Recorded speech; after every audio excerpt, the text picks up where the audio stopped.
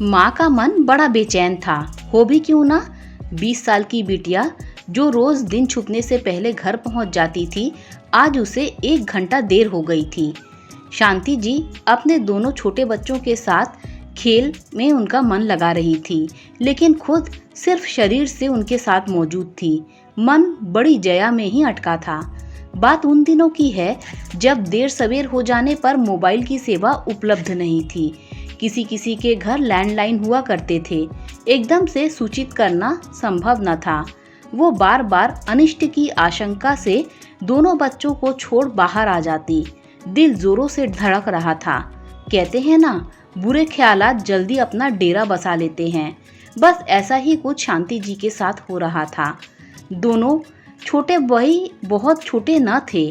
एक बड़ी से 4 साल छोटी तो तीसरा 7 साल। लेकिन एक नौकरी पेशा माँ जिसके बच्चे सारे दिन अकेला रहे बड़ों सा जीवन जीते हैं, वो शाम को बच्चों का हर काम खुद कर उनका बचपन लौटाना चाहती है।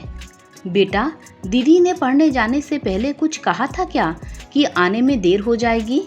नहीं माँ, कल आपने डांटा था ना। इस साल में इस कंपटीशन में निकलना है और मेहनत करो। मुझे तो लगता है आज वो एडमिशन लेकर ही आएगी, कह जोर जोर से हंसने लगी। शर्म नहीं आती है? मैं घबराती हुई और तुझे मजाक सूझ रहा है? आ जाएगी माँ, ये रोज की बात है। वो जब तक नहीं आती आप ऐसे ही चिंता करती हो। बच्ची थोड़े ही है। लेकिन माँ का मन कहाँ शांत होने वाला था। जाकर देख आऊं? नहीं नहीं, कहीं सोचेगी मुझ पर विश्वास नहीं। कैसे समझाऊंगी? माँ अपने बच्चे की आहट से उसकी गतिविधि का अनुमान लगा लेती है। डर तो उस गली का है जहाँ से गुजर तुझे आना है। वो सकरी गली जिसके दोनों तरफ दीवार है। एक दीवार में सरकारी ऑफिस के पिछले हिस्से की 2 खिड़कियां खुलती हैं, जो कि ऑफिस का समय पूरे होने के साथ 5 बजे बंद हो जाती हैं। दूसरी तरफ किसी की जमीन का टुकड़ा है जिसके चारों तरफ दीवार बनी है, और उन दोनों के बीच में वो पतली सी लंबी गली जहाँ से बहुत कम लोगों की आवाजाही है।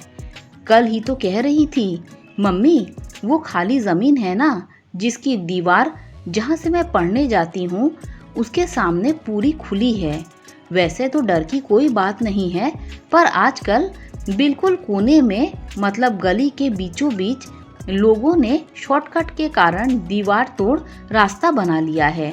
तब से वो गली थोड़ी और डरावनी लगने लगी है। मैं तुझे लेने आया करूँगी। नहीं मम्मा, आप सारे दिन थकी शाम को घर वापस पहुँचती हो, तो फिर मुझे लेने आना।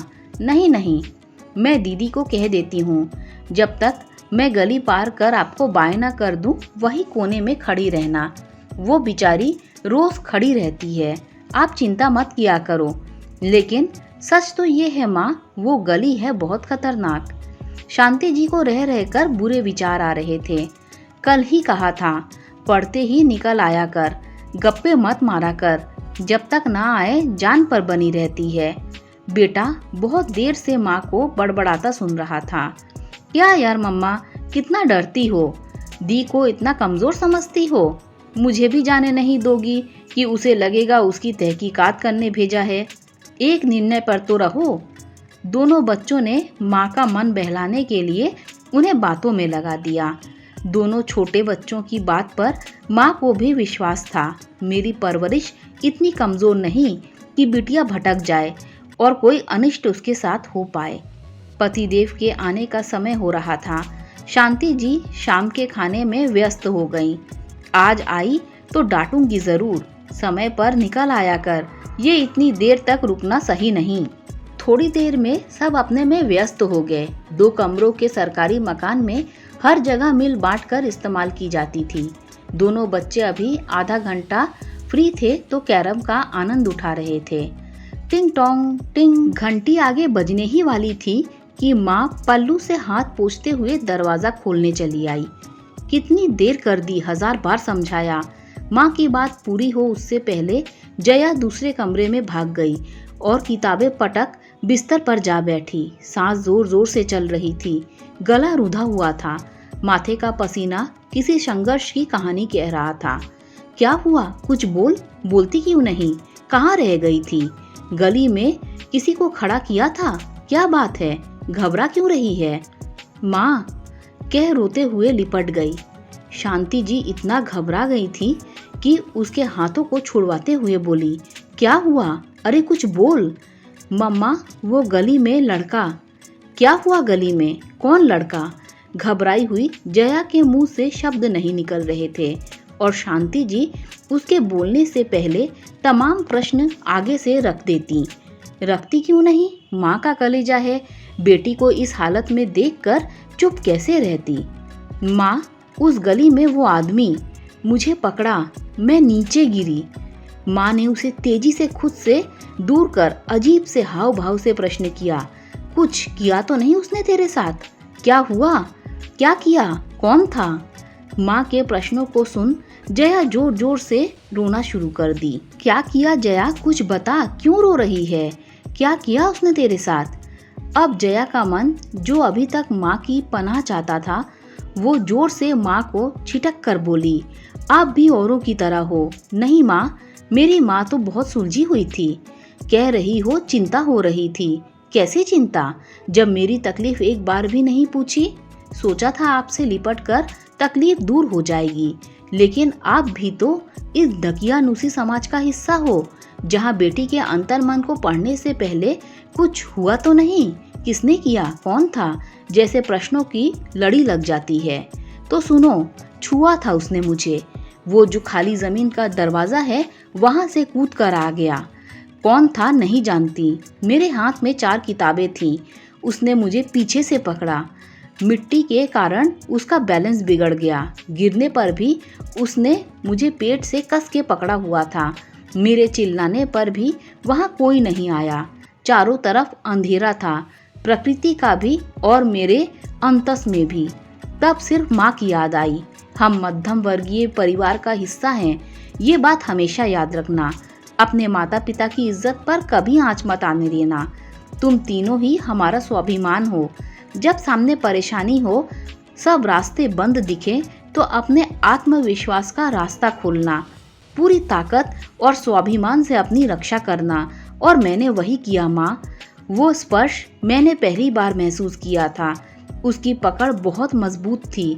सोचकर भी रोंगटे खड़े हो रहे हैं। जब कोई रास्ता नजर नहीं आया, तो मैंने पुरजोर कोशिश पर अपनी किताबों को उसकी आंखों पर तेजी से प्रहार किया।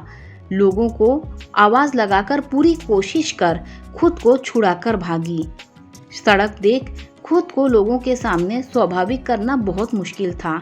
मेरे हाव भाव शायद इस अनहोनी की कहानी कह रहे थे। कैसे उन्हें स्वाभाविक करूं? लग रहा था मेरी बोली चली गई है। फिर डगमगाते कदमों से सोचा किसी तरह घर पहुंच जाऊं। घर में माँ होगी जो मेरी शक्ल से मेरी तकलीफ का अंदाजा लगा लेगी। लेकिन तुम भी पहले उस समाज का सोचने लगी, अपनी इज्जत बेइज्जती का, और कहकर बुरी तरह रोने लगी। माँ ने उसे सीने से चिपका लिया। माफ कर दे बेटा, मैं इतनी गलत हो सकती हूँ यह नहीं जानती थी। सच कह रही हूँ। तू यदि हम कौन हैं, क्या किया के दायरे से निकलकर अपने बच्चे के मन को पहले पढ़ें, उसका साथ दें, तो आधे से ज्यादा घिनौने अपराध कम हो जाएंगे। तू ठीक है ना? माँ ने जया को पानी पिलाया। जब वो शांत हुई तो पूछा, दीदी को खड़ा नहीं किया था? नहीं माँ, उसी समय उसकी मम्मी ने आवाज मारी तो वो अंदर चली गई। इसका मतलब किसी को पता था कि तू रोज इस जगह से आती जाती है। कोई मौके के इंतजार में घात लगाए बैठा था। तुम सही कह रही हो माँ। अपनी रक्षा करने के लिए औरत दुर्गा और चंडी अपने आप बन जाती है। नहीं जानती इतनी ताकत मुझ में कहाँ से आ गई। बस उद्देश्य था खुद की आबरू बचाए रखना। हाँ बेटा, हर औरत को भगवान ने कोमल मन दिया है, लेकिन यदि अपने आत्मविश्वास से अपनी रक्षा का जिम्मा हम खुद उठा ले, तो कोई भी सामने वाला दुस्साहस करने से पहले 1000 बार सोचेगा। मुझे जीवन भर अफसोस रहेगा कि पहला शब्द मेरा यही होना चाहिए था। तू ठीक है ना? मैं चूक गई माँ।